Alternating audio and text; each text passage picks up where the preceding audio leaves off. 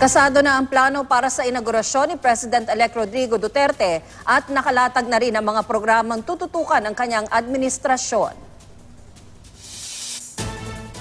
Inilibot kanina ni outgoing President Noynoy Aquino ang transition team ni incoming President Rodrigo Duterte sa Rizal Hall ng Malacanang, ang venue ng inauguration rites sa June 30. Ayon kay incoming Executive Assistant to the President, Bongo, nagkausap na rin daw sa telepono sina Pinoy at Digong.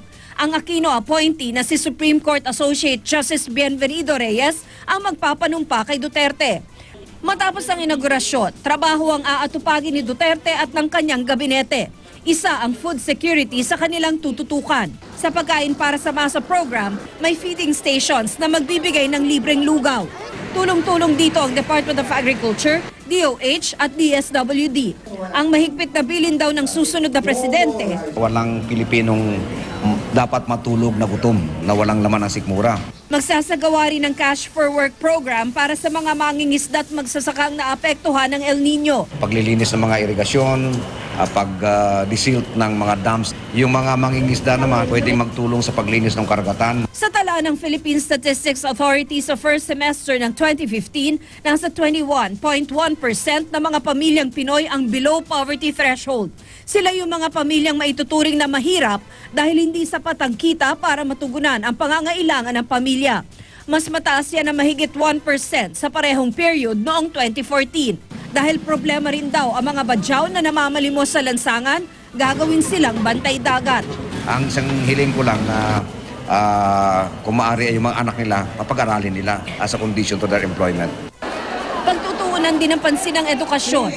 Inirekomenda raw ni incoming Education Secretary Leonor Briones na pinuhin pa ang K-12 program. Para masolusyonan na matinding traffic sa Metro Manila, iminungkahi ni incoming Transportation Secretary Art Tugade ang mas mahigpit na pagpapatupad ng panghuhuli sa mga kolorum. Ang panukalang emergency powers ni Duterte para masolusyonan ang problema sa traffic, pag-aaralan muna ng itinalagang Chief Presidential Legal Counsel na si Attorney Salvador Panelo. Ito ang bagong posisyon ni Panelo matapos hiranging presidential spokesman si Ernie Abella. Sisilipin din daw ang performance ng bawat departamento. Sabi niya, there should be no corruption in government. This president, would relieve the whole department in the city hall the moment na may isang nagkamali. No?